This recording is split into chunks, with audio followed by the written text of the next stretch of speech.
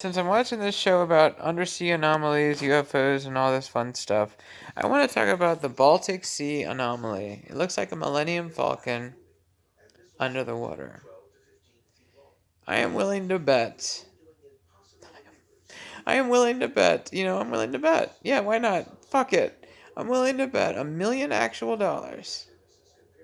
How about a future lottery win? I'll just make it a standard win. I'm willing to bet an actual $1 million. A standard lot. Give me a second. Alright, I'm willing to bet an actual $1 million, 7 digits, true form, US dollars, in this year, interest included, given inflation, etc., for the sake of I don't know what. Um, I'm willing to bet that it's really just the clay, the dirt in the area down there. But the fact that there is so much more going on in that picture to make it look like what it does gives me the idea that since all things can quantum entangle when things interact with other things, quantum is more than just time. We only think in length, width, and height. We limit ourselves to three freaking dimensions, and then we just start talking about time with as a fourth dimension. Where's the rest of the dimensions of time? You can go forward, backwards, sideways. You've got so many other options. It's ridiculous. If you can't go backwards in time, then how do you remember stuff? One day that won't sound so stupid, okay? I get that it does normal sense, classical sense of things. But when you hear the message, be calm, all is well, you are safe, then you'll know that I'm really, really telling you you're interacting with the media at the moment of the time you hear the message, etc. Given after you'll be online. Um, there's fun ways to get out of that. I literally, anyway, if the thing down there was quantum entangled with that dirt that looks like mud, then it stands to reason that those rocks and mud and whatnot contain certain metals or other elements that contain or are components of the ship that is actually going to be built several hundred years from now that will ultimately be faster than even super that will be faster than photons. So then let's try another approach. Why is Mars looking like it has structures on it all of a sudden? Or the moon?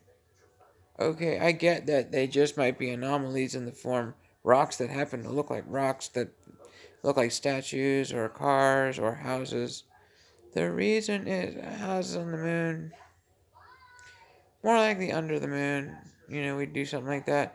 But you see the base, look. So what I'm thinking is quantum entanglingly, meaning the matter, is literally organizing itself based off of how a crystal organizes itself, based off the fact that hundreds and hundreds of years from now, or hopefully less, but hopefully continuing, they are building with this stuff, and it's affecting the matter that's in the past.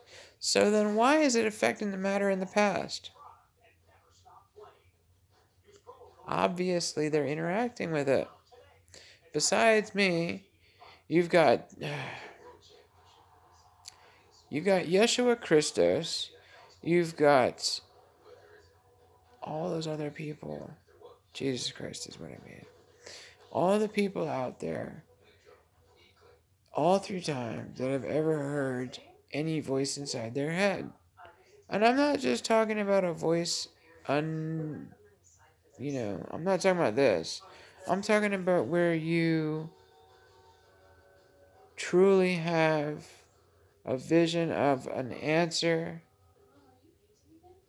or the vibration of love itself to guide you forward. Please remember that God is love, godly people are lovely, and that all you have to do is remember that every single person either has been born, every single person, every single thing has been born out of love. And if you say, well, my parents don't love each other and blah, blah, blah, well, either they did at one time or they did the act of love and they came from loving parents themselves. Eventually, and no matter how far down the line, you can argue yours didn't, your grandparents didn't, your great grandparents, I'll tell you, your great greats did. And if they didn't, your great great greats did. Yes, so on and so forth. I am the 2-year-old in the room. I will absolutely win that argument. So if we're children of love, then we're children of God. What does that make us, people? Angels. Oh, but angels aren't born, they're created. Ah, entropy is, therefore I am. I see. We all get to move forward and backward and sideways. It gets better, guys. There's so much more to do. I'm literally just yakking, but these are ideas that come to mind because somebody is kind enough to utilize a computer I haven't even pretended to build yet. I pretended it. See, that would be an example of honest integrity, like a federal agent. So the sake of the being so honest that when you go to say something, I truly meant what I said the first time, but my accuracy by way of integrity honest witnesses itself out as the proper answer true first, second. For the sake of knowing that the answer was incorrect, so the brain says, wait a second. And it's not because I'm trying to prove that I have such honest integrity. I'm just trying to be honestly accurate. So then when I say something and I'm just being careless insofar as saying it incorrectly, then I honestly witness the truth afterwards in the form of perfect facts. So then everything I've spoken is an absolute 100% fact. And I used to say, or I'm crazy. I've got too much substantiation points, anchor points. Another word for faith is stronghold. Anchor points into reality, knowing that everything is going to be perfectly all right. Okay, so there's no world war anything anymore. We don't do this. We don't know. We had one and we had another one. It witnessed itself, and we said that sucked. Who was the problem? Problem's gone. He was there for both of them. He's gone. 300,000 years from now or so, whenever we get to do this, maybe 3,000 years from now, maybe 1,000 years from now, I have to witness all this stuff. Every single person in all of history has to be recorded. Otherwise, who created them? In other words, you record the data of the person's spirit, and it's as if you didn't create the person. You just have them on record. So yeah, we know Adolf Hitler existed. Um, he just was too short-sighted, too local-sighted. So with that, if he had seen globally with respect to every race, we would have had an earlier start towards world's peace. And I emphasize it like that just to emphasize that we are on many, many worlds. Earth is only one, and that's cute too. Everywhere is cool. We're everywhere. Everywhere. Everywhere, everywhere. Okay? Just figure out how to get in a black hole and get out another time.